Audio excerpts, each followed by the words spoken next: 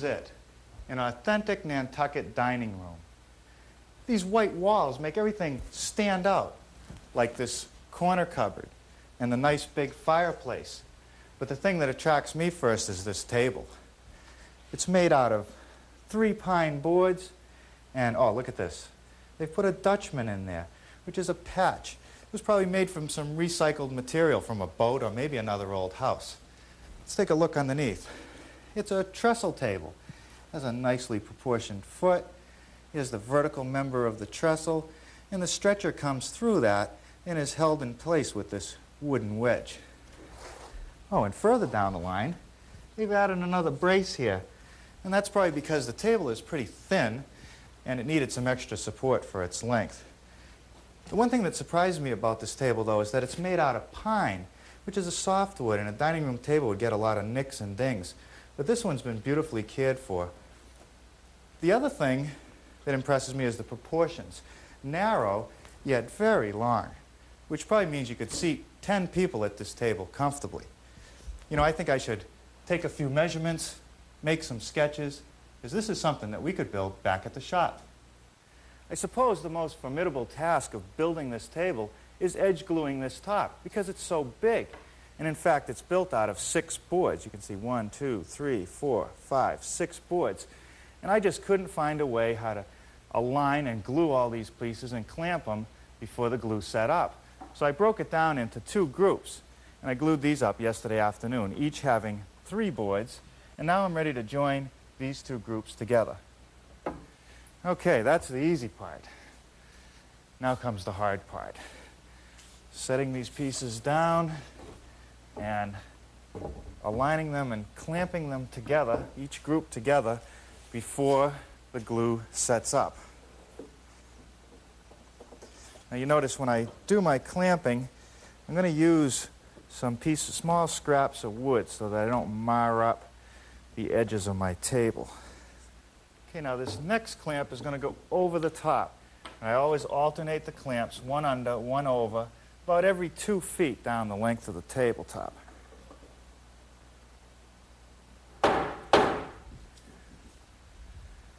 Okay, that looks pretty good. Now we'll just let it dry. One of the great things about a trestle table is that it can be easily disassembled. Okay, let's take a look at one of the trestles. You can see it's 3 pieces, a foot, a vertical member right here, and a brace on the top. Now the foot is attached to the vertical member by a mortise and tenon. The foot is made out of 2 pieces of wood, which will get glued together. And I suppose I could glue them up first and then cut that mortise through there for the tenon with boring bits and chisels. But I'm going to do it before I do the glue up on the radial arm. And the radial arm is set up with a dado head, which is just 2 blades at an angle to one another, so they plow out material. And we can do this in just a few minutes. Watch.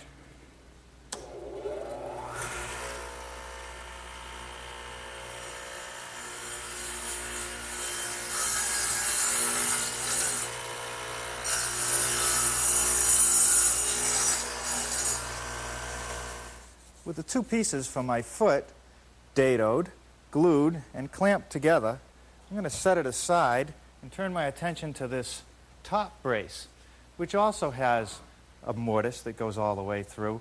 But this time, I don't have an alternative. I do have to drill all the way through this piece of wood and chisel out the excess material. So I've laid out the area of the mortise on the top and on the bottom, because I need those lines as guidelines. And I'll bring them over to the drill press here, where I've installed a 3/4 inch Forstner bit and this feather board, which helps hold the work tightly up against the fence so it won't move around as I bore it out. Now with the short bit, I'm going to have to bore through one side, turn it over, and finish the boring from the other side.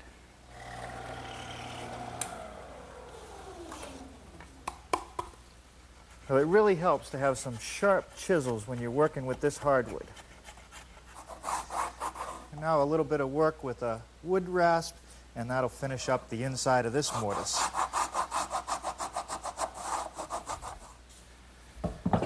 Okay, the next thing I want to do is turn my attention to this vertical piece. And because this piece is about 10 inches wide, I had to glue up a couple pieces of cherry because the widest I could get was about 6.5 inches. And the first thing I want to do is make a tenon on the end of this piece which goes through that top brace. And I'm going to do that to this piece right here over on the radial arm saw, which again has the dado head in it. And I've set it up so that it'll remove about 5/16 of an inch of material on each side of this vertical piece.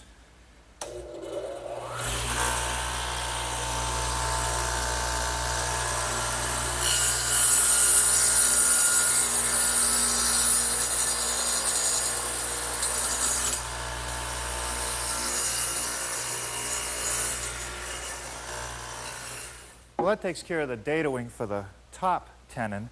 Now I need to make another one on the bottom here because there's a tenon that goes through the foot section. And it's a little bit thicker, so I'm going to have to readjust my radial arm, but the procedure is exactly the same.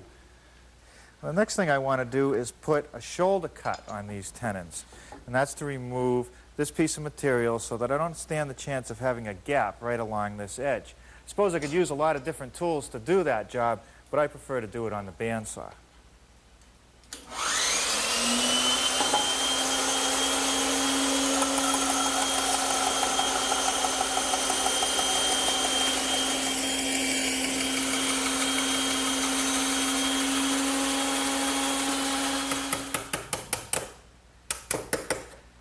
You might have noticed that when I made this shoulder cut on the bandsaw that I left a little extra material on right here. And that was so that I wouldn't disturb this nice clean line down this side part. And I'm just removing the excess with a good sharp chisel.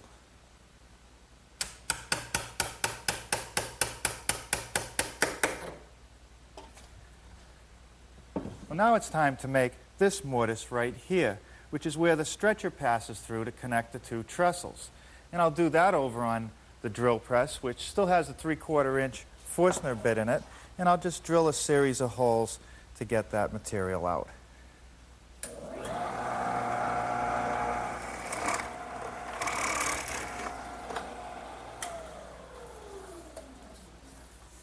Okay, now I'll just clean out this mortise with my chisels just like I did on the other one. Okay, the next thing I want to do is cut these angles on the brace, the top brace, which is 60 degrees, so it's a steep angle. And I'm going to do it over here on the table saw with my T-square, but if you find out that as you pull the T-square back to get started, it goes off the end of the table, so it's not very steady. So what I'm going to do is just turn it around, and that'll make it a lot easier and safer to make this cut.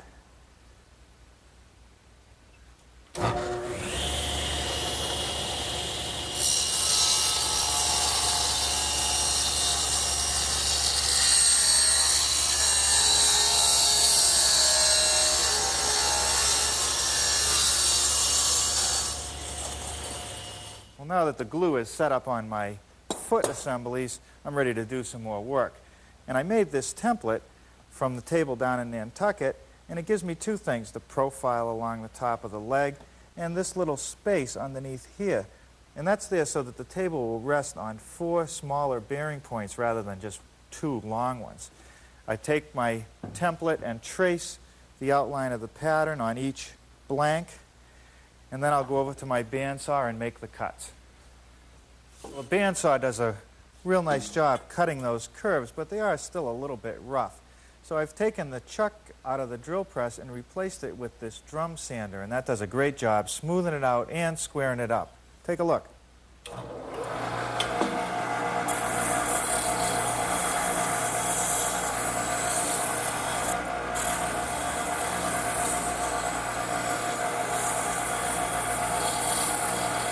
The next thing to do to the foot assemblies, now that they're all sanded, is to relieve the edges right here along the top.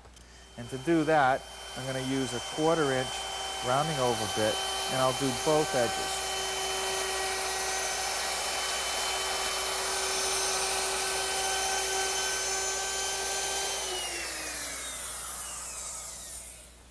The next thing I want to do is check how well this joint fits. I want it to be tight, and I want it to be flush. So I'm just going to dry fit the two pieces together, and that's don't want to glue it now. We'll try a dry fit. Okay, and see how it looks. Now, it fits good this way, but it's sticking up a little bit here, so I'll just dress that up with my sander.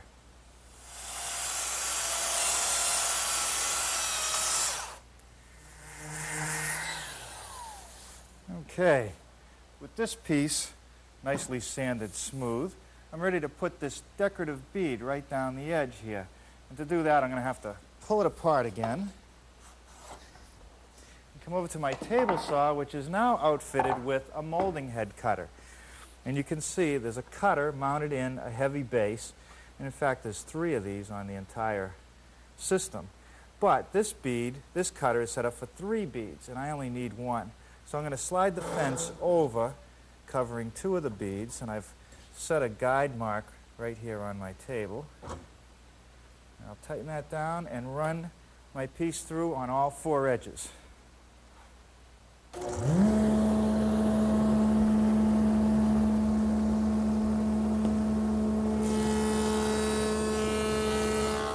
Well, it's glue up time.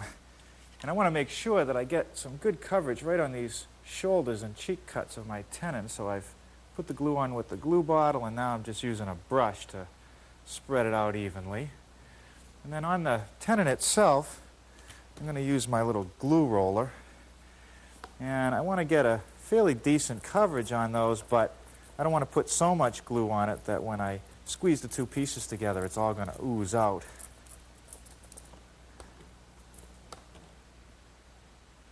Okay, with that clamped down, I can set it aside to dry overnight, but first I want to take a damp sponge and remove any excess glue, because we want to make sure we do that now.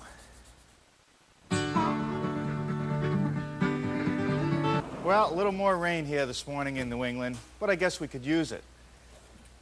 The trestles have been setting up overnight, and I guess they're all set, but I'm going to leave them in the clamps for a little while and turn my attention to the rest of the assembly. And the first thing that I want to start working on is this stretcher. And I'll have to make some notches in the ends here where it passes through the hole in the trestle and it comes out with a little bit of a taper. And then also along the center of the trestle right here, I need to cut a mortise for this center brace. And also on this little top cross member, I also need another little mortise. Now the drill press still has its 3/4 inch Forstner bit in it, and I'm just going to drill a couple holes. Now this time I don't have to go all the way through. I only have to go down about 1 inch. Okay, now for this center brace, I slide it in behind my feather board. And this one I'm going to have to drill all the way through, but I'll drill from one side, turn it over, and then finish it.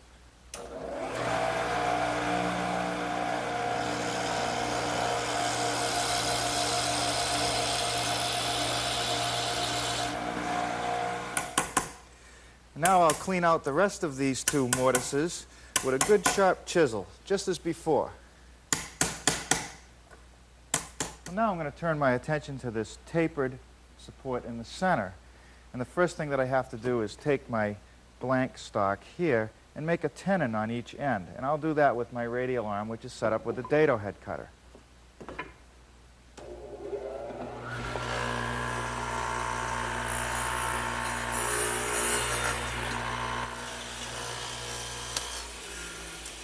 Okay, that takes care of the tenons. Now we'll give them a trial fit. That one's pretty good. Now this top one. Okay. Well, now I can go over to the bandsaw and cut this tapered part right here, as well as these curves right along this top brace. Okay, that smooths out the edges of the tapered piece, and now since the beading bit is still in the saw, I'm going to bead the 4 edges.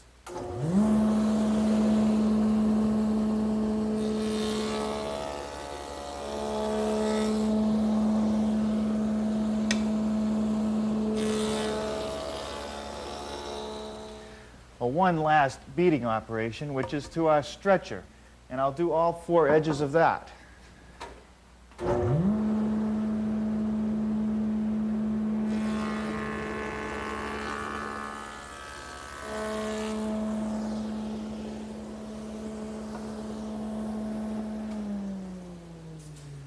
The shoulder cuts right here on the stretcher need to be precisely cut.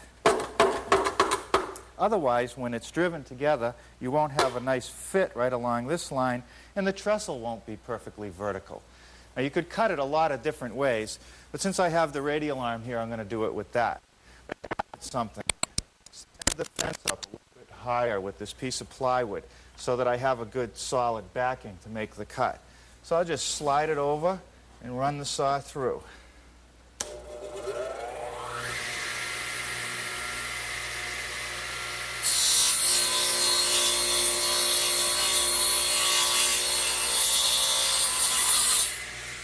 On the end of the stretcher piece, you can see by the layout lines that it goes straight for a ways, and that's where the trestle fits on. Then it's slightly tapered.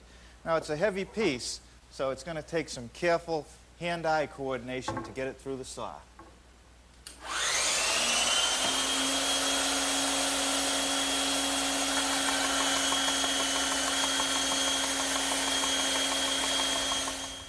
The trestle assembly is held together by means of wedges on either end. And note that it's straight on one side and tapered on this side. That's so it'll wedge in there tightly. It also means that I'm going to have to cut the mortise at a taper, at that 5-degree taper. So I'll do that over on the drill press where I've been doing all the other mortising, except that I've added a piece of wood which has been cut at a 5-degree angle, which gives me the right relationship to the drill press. So I'll drill one hole on each end.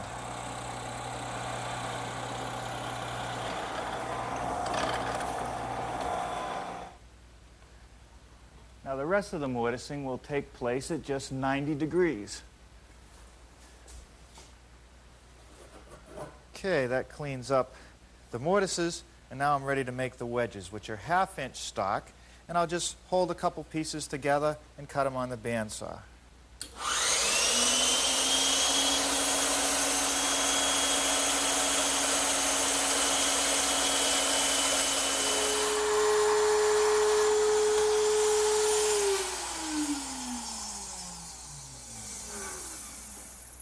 Well, that does a nice job rounding off these edges. I'm just using a 1/4-inch rounding over bit in my router table. Now, I'll bring this over to our trestle assembly and see if it fits in there good. Okay, that's pretty good. And our centerpiece is all fit. And now just to tighten down this wedge. Now I'm ready for the top.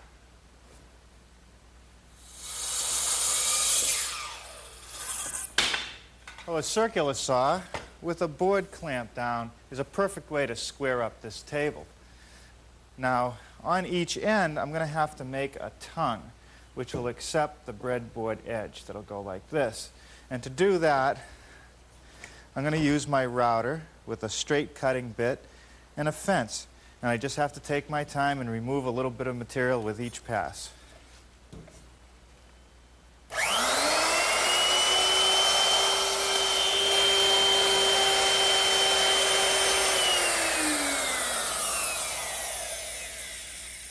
Okay, now I'm going to make the same pass down on the other end before I make any further adjustments.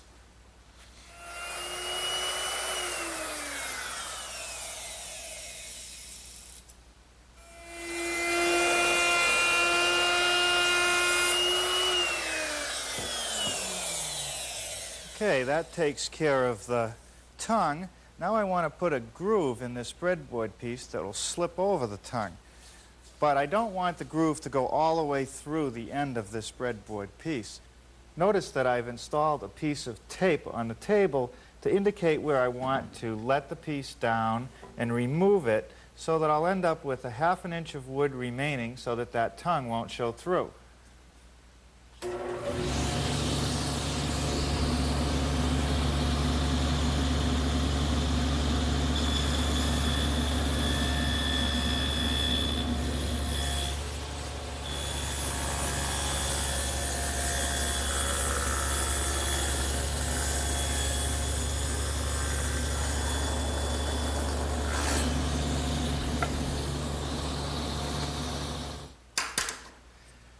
With a handsaw and a sharp chisel, I've made this little shoulder at the end of the table, and that's so I can slip that breadboard edge over.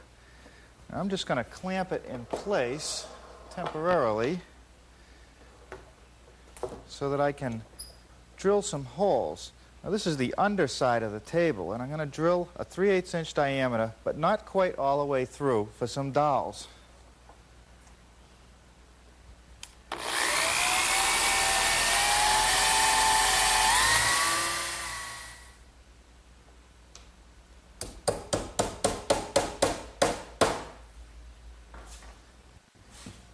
Now I'm going to just pull out this dowel I set in here to keep the holes aligned, so I can take off this edge, and I want to elongate the holes on each edge, just in the tongue piece, so that the top can expand and contract freely with changes of weather.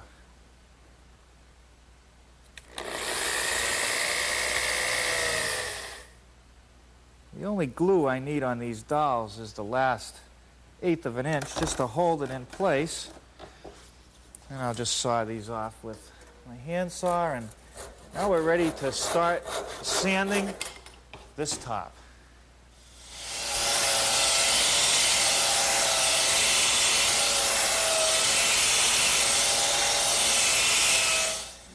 Okay, now I'm ready to round over the edges on my top. And for that, I'm going to use a 1/2 inch rounding over bit.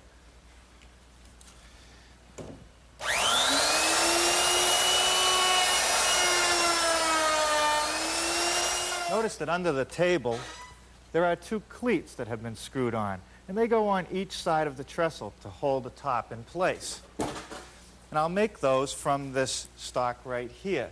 And the first thing I want to do is relieve these edges by using my bandsaw.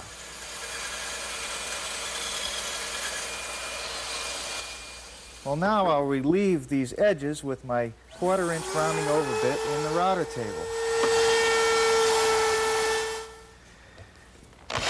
Well, with the cleats fastened in place, as well as the center brace, I'm ready to see how well this top fits on top of the trestle.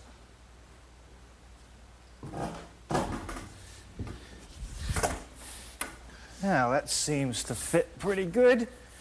Not bad for a rainy day. A few more hours of sanding on this table, and it'll be ready for some kind of finish. One thing that was really nice about that pine table down in Nantucket was that dark, rich color. So to get the cherry a little darker, I'm going to put a cherry stain on it. I'll apply it with the brush as evenly as possible, let it sit for about 10 minutes, and then wipe off the excess. Well, depending on how much I rub this down will determine the final color that I end up with, and I think this is just about right. Well, what do you think? After the cherry stain dried, I put on 2 coats of satin finish urethane with a light sanding between each coat. And now this table is ready for many a grand meal.